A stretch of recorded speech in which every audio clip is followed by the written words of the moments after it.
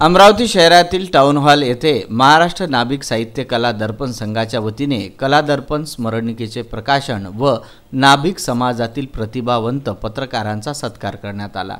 यावेळी महाराष्ट्र नाभिक साहित्य कला दर्पण संघाचे अध्यक्ष शरद ढोबळे यांच्या अध्यक्षतेखाली या सोहळ्याला सुरुवात झाली।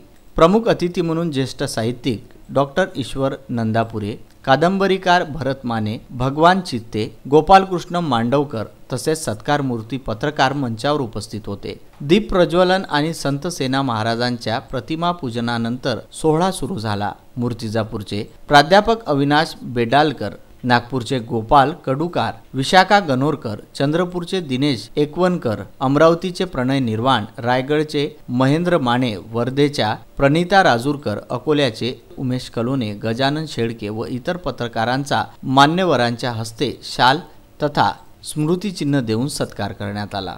या कार्यक्रमामध्ये मान्यवरांनी आपले मत व्यक्त केले।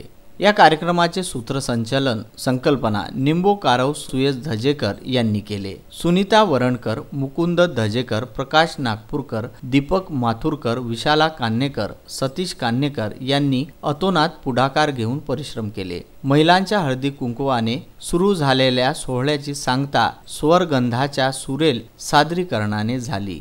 नाभिक समाजाला फार मोठी परंपरा आहे, साहित्यिकही आहे आणि राजकीय सत्तेची सुद्धा फार मोठी परंपरा इतिहासात आहे। महाराष्ट्र नाभिक साहित्य संमेलन ही संकल्पना सगळ्यात पहिल्यांदा मुकुंद धजेकर आणि सुनीताताई वरणकर यांनी अमरावतीत प्रत्यक्षात आणली।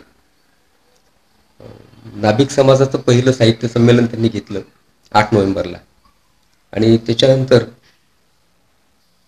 त्याची स्मृती कायम चिरकाल टिकून राहावी म्हणून एक त्या साहित्य संमेलनाची स्मरणिका प्रकाशित करण्याचा त्यांनी मनोदय केला आणि तो मनोदय पूर्णत्वास नेला।